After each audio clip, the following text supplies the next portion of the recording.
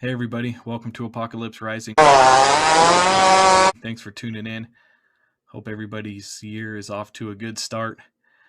Kind of feels a little shaky to me, but we'll see what happens here in the next month or so. And with that, I thought I'd try a little new format for the year, and I decided I'd want to talk a little bit more than just about climate change. I know that can get kind of old and it can be depressing. So what I decided to do was I found this picker wheel and I just put all the different topics on this wheel that I have on my website. And so I'm just going to spin this, and whatever it lands on, I'll go to the website and I'll pick something from whatever category this lands on, and we'll kind of talk about that. So let's see where this goes. Well,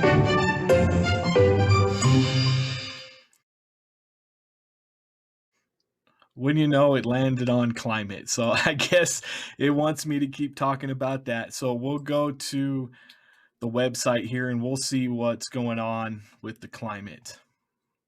So we've got this one here about doomers, which I suppose you could probably throw me in that category. So I might be interested in seeing what this is all about. Here's something about carbon capture, drought, melting ice, Amazon rainforest is collapsing, and radiation levels at Fukushima plant that are far worse than was thought.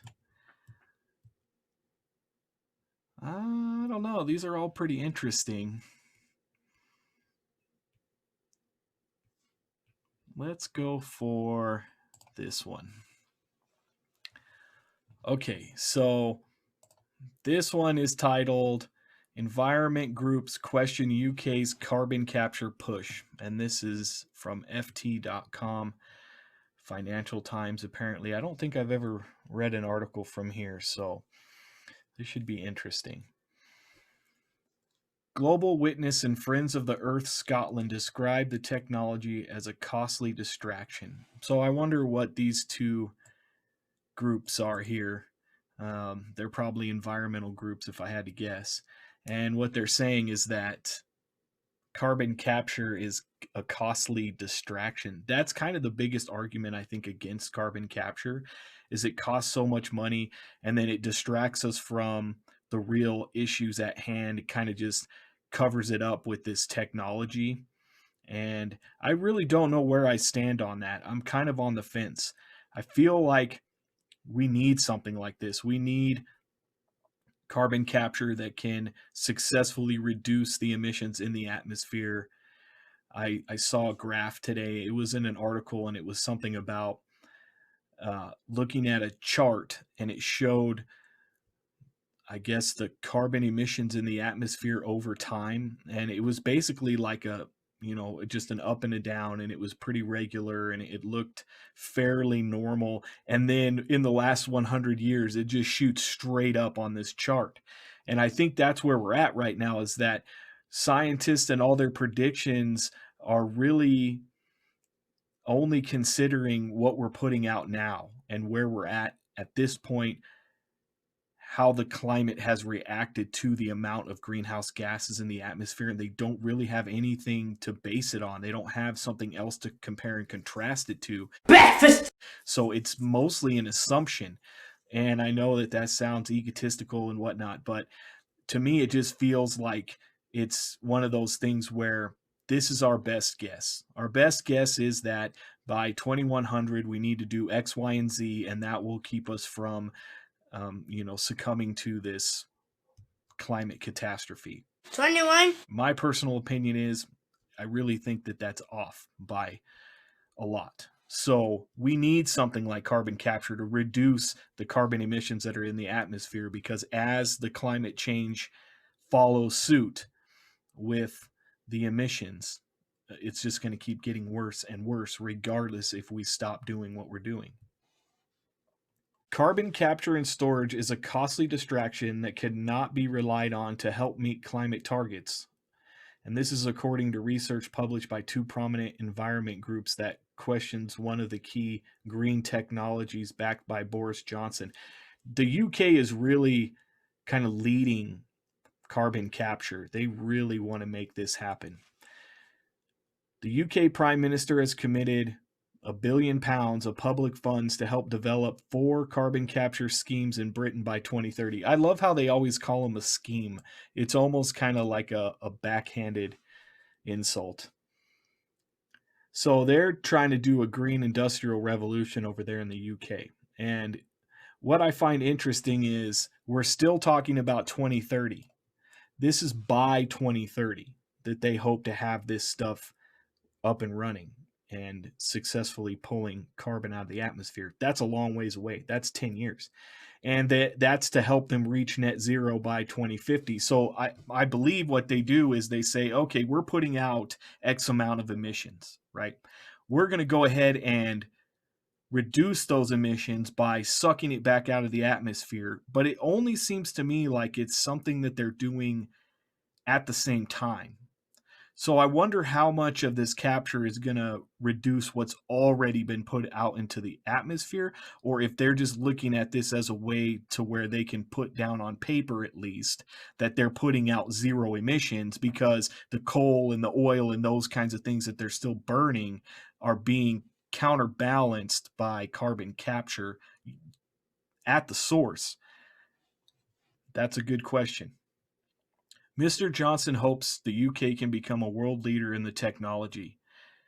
And we already know what it does, but it involves capturing carbon dioxide from sources such as power stations and industry and storing it in facilities, including saline aquifers or depleted oil fields. So this almost does actually answer that question. From what we can gather here just by reading these 2 paragraphs, it sounds like they're only going to use it to counterbalance what they're already burning. The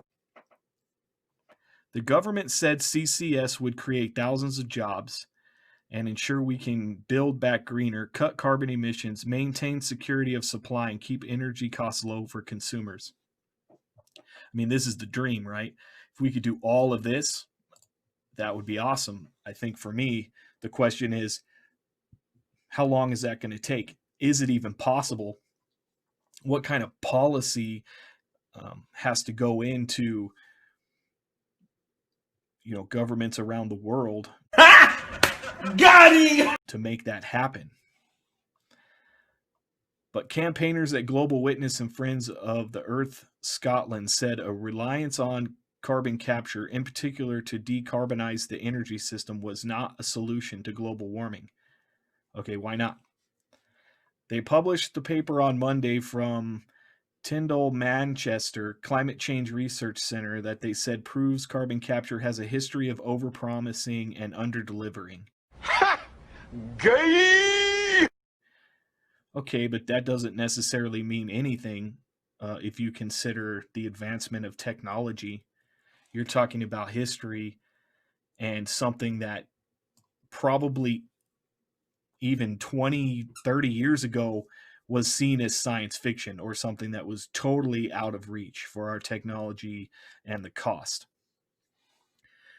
Carbon capture was first developed in Norway in 1996, but there are only 26 commercial projects in operation globally, none of which are in the UK or EU. To date, most carbon capture has been used to extract difficult-to-reach oil. So I find this very interesting. They're using these methods to actually just extract more oil that they're going to end up burning anyway. Schemes under development in the UK include using carbon capture to reduce emissions from a gas plant and other industry in England's Humber region and to produce low-carbon hydrogen from natural gas in Scotland. However, project backers, which include oil and gas majors such as BP, Royal Dutch Shell, and Norway's Equinor, are still in discussions with the government over financing models. So, I mean, we all know that this costs a lot of money. That's a big barrier to carbon capture. But think about how much money we spend on stuff.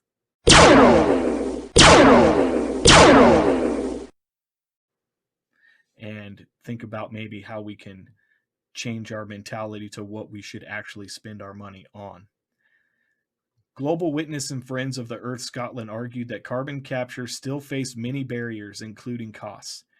We cannot expect it to make a meaningful contribution to 2030 climate targets. I agree with that 100%. There's no way that this is going to get ramped up fast enough to make a difference by 2030. Maybe at 2030, we start to see it in full force, but before then, it's going to be a drop in the bucket.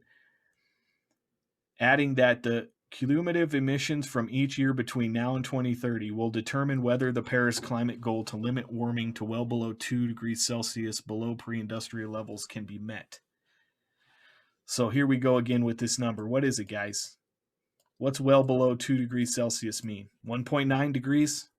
2.1 degrees? Even if such barriers were overcome, carbon capture would only start to deliver too late and would have to be deployed on a massive scale at a scarcely credible rate. I like this scarcely credible. Yeah, I mean, do we know how well this actually works? Can it scale up? And is it going to remove any of the excess carbon emissions that are already accumulated in the atmosphere? That's what I want to know. They are instead pressing governments to prioritize building more renewable energy generation and tackling the energy efficiency of buildings, which we need to do. We need to do all of this, is my point. There needs to be a way to suck this stuff out of the atmosphere. I'm sorry, guys. I don't care what it's covering up or distracting us from. If we can't do that, I don't think there's any hope other than adaptation, which we can get into that at another time. These would produce larger and more peak capacity. Supporters of the technology say this is largely based on economic rather than technical issues. So, I mean, tomato, the point is that it's expensive and it doesn't really do as much as you would hope. Luke Warren, chief executive of the Carbon Capture Association, a trade body, said all credible analysis showed that technology will play a really critical role in cutting emissions to net zero by the middle of the century. I mean, I'm starting to become really leery about this. It sounds to me like all it's going to do is help us get to net zero. That's not enough. It needs to get us to a net negative before we even get to net zero. Because while we're trying to get to net zero, we're going to be using things that emit carbon emissions. We still have agriculture. We still have logging. We still have deforestation and fires and ice melting and all of these things that are going on now. To just say, oh, well, the coal that we're burning and the natural gas that we're burning now, we'll just reduce what we're putting into the atmosphere using carbon capture at the source. That's not going to be enough, especially if you're talking about the middle of the century. We're going to be toasty by the middle of the century. Damn, Daniel. A government spokesperson said carbon capture and renewables are not mutually exclusive, but work hand in hand. Indeed, the Independent Committee on Climate Change described carbon capture as a necessity, not an option. Okay, maybe I should be on this committee. He needs some milk. I'm sure a lot of you probably think I'm some kind of crazy asshole on my YouTube channel over here being a doomer. Talking about the Bible. This is the Bible. You question the words of the writings. You know, nihilism. No, that's not what I'm saying. What I'm saying is, hey, this is real. We need to do something about it. What are we going to do? Because sitting here arguing about how much it costs or if it's going to be effective, it's really getting us nowhere. And the more time we sit around waiting for it to fix itself, the bigger problem we're going to have coming up soon. So I guess that's all I have to say about that article. I've kind of slowed down a little bit, mainly just because of the stuff that happened at the beginning of the year. If I'm being honest, with the whole Capitol invasion, I just feel like that's a lot more important right now. Climate change is kind of once again on the back burner. And So I just kind of almost feel like it's one of those things that I can wait and see what happens with the transition here, because right now the United States is just like the laughing stock of the world. We used to be the greatest, and now we're over here acting like, oh, I hate to say it, a third world country, really. We can't get our shit together. And the problem is that no matter what happens on January 20th, we're going to have a big, huge divide amongst ourselves here in the United States. And the problem is that people are thinking too small. They're looking at buzzwords like the deep state and technocracy and these kind of way low level problems that are stemming from the larger problem, which is, the few who basically shape our reality are putting this in our lives so that we become against each other. That's part of the plan. So if you are falling for that hook, line, and sinker, you are so dumb. You are really dumb, for real. And it turns into a major disruption here where we can't all come together as Americans, we're going to be in big trouble. And that's going to be part of the whole. And I really hope that we can get over it and maybe find some innovation and collaboration and just, helping one another through what we're going through. I mean, this whole world is a mess right now if you haven't been paying attention. Climate change is just a small portion of it. And, just 15 minutes ago, I'm sitting up here in my office, closing down my work stuff, and I hear some dog noises, like, oh, that's not good. And my dog was outside, out in the back. So I went downstairs real quick to check, and I looked out my front window, and my two neighbors are physically fighting because their dogs got on each other when they were walking.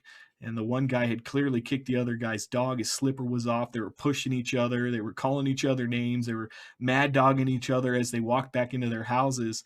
And I just thought to myself, I think that's how everybody feels right now. I mean, it's like ready to pop. So just try not to be that person. When you're facing a situation, just think, am I being that person? Because you don't want to be that person. You don't want to be the brainwashed idiot who's falling for everything hook, line, and sinker on a premise that is made up by people who want you to be a pussy, afraid, and so discontent. Don't be that person. And on that note, we'll talk to you next time.